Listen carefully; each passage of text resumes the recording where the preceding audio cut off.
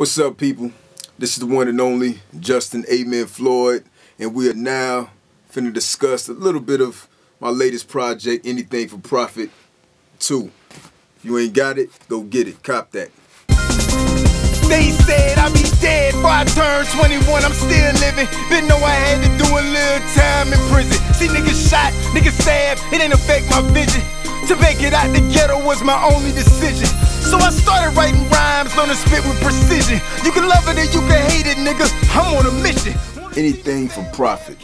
The term actually came from the hook from a southern rap group, Boys in the Hood, which was comprised of Young Jeezy, Ace Hood, and a few other fellas.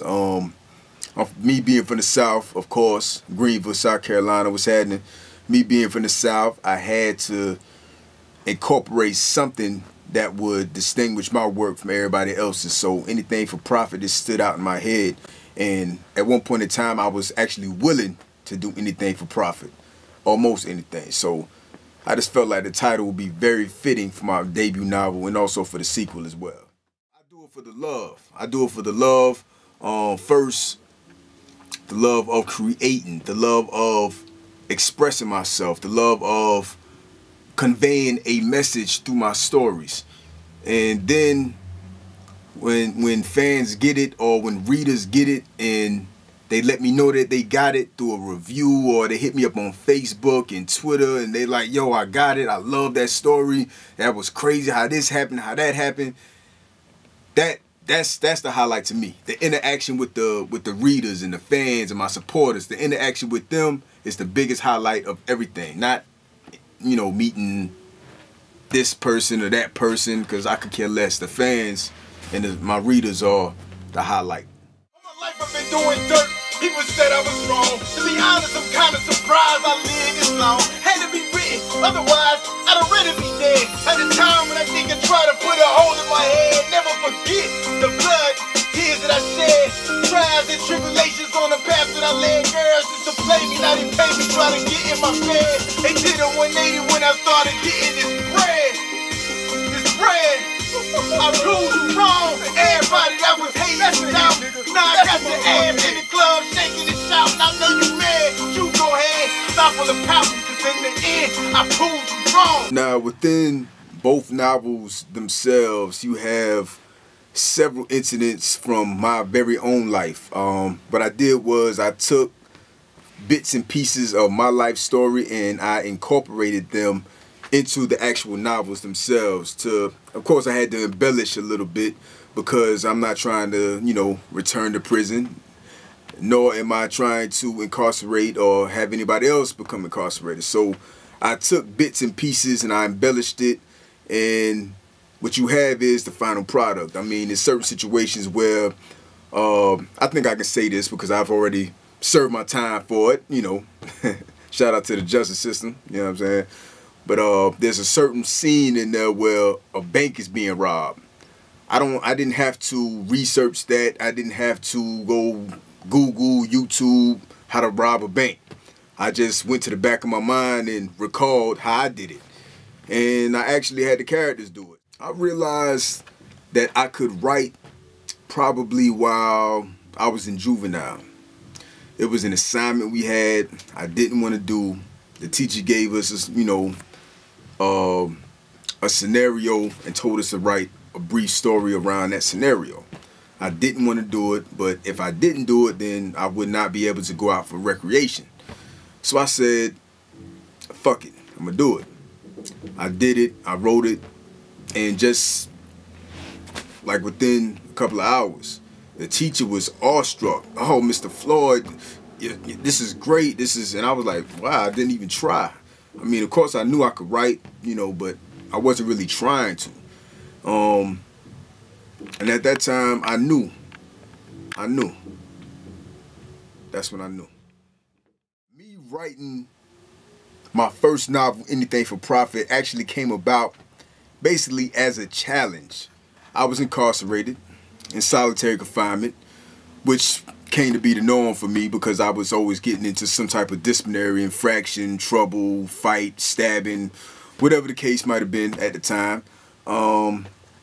And while I was incarcerated, my family members would send me a lot of books, just, you know, a lot of books to read. And that's when the street lit thing just started jumping back off.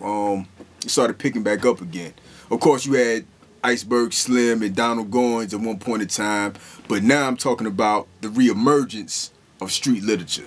So my people would send me a lot of books, a lot of material to read.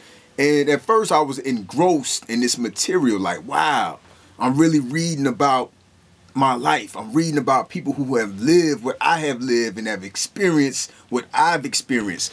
But then it came to the point where it was like I was reading WWF version or the WWE version, and it was bullshit. And I got tired of that. And, you know, I'm telling my homies, like, yo, that book is garbage, that book is bullshit. And they're like, well, if the book is bullshit, nigga, why don't you write a motherfucking book? Shout out to my homeboy, Trini. Yeah, he was always telling me, like, nigga, why don't you write a motherfucking book? My homeboy, Freddie O, on death row, right now. Like a light bulb just went off in my head when they said, why don't you write a book? So what I decided to do was I decided to enhance my vocabulary, number one, because at the time I was using nothing but yah I'm saying, yah I mean, motherfucker, bitch, nigga, this, that, and the third. So what I decided to do was enhance my vocabulary. First, I picked up a dictionary and started defining words. Any word that I liked, that I didn't know, that I was unfamiliar with, I decided to start defining those words. And over the course of time, as my vocabulary improved and I was able to articulate myself better, I started to articulate myself on the actual paper. And the thoughts and the scenes just started flowing from my mind to the pen. I actually wrote it on a actual pen and paper. I lined the actual papers up because they don't give you any papers with any lines in solitary. I lined the paper up with a little piece of cardboard that I had, and I would take the pen and just line it up, and I would write on that.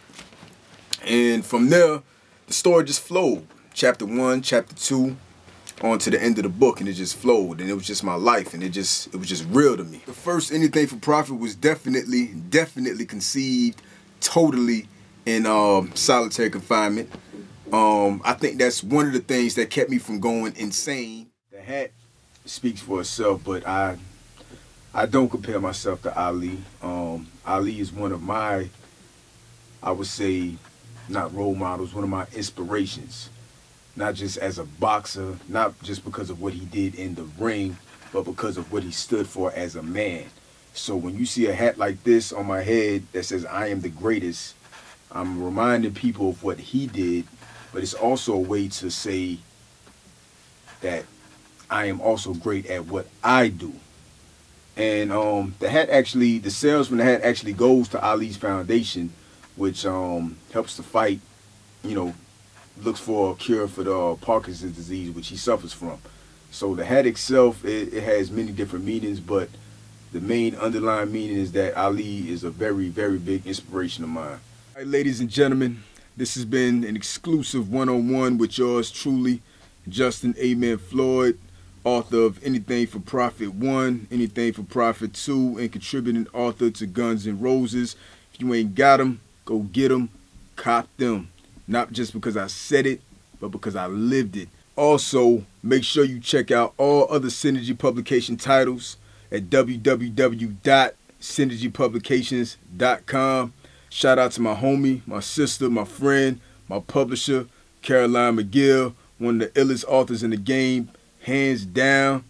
Greenville, South Carolina, we in here. Stand up.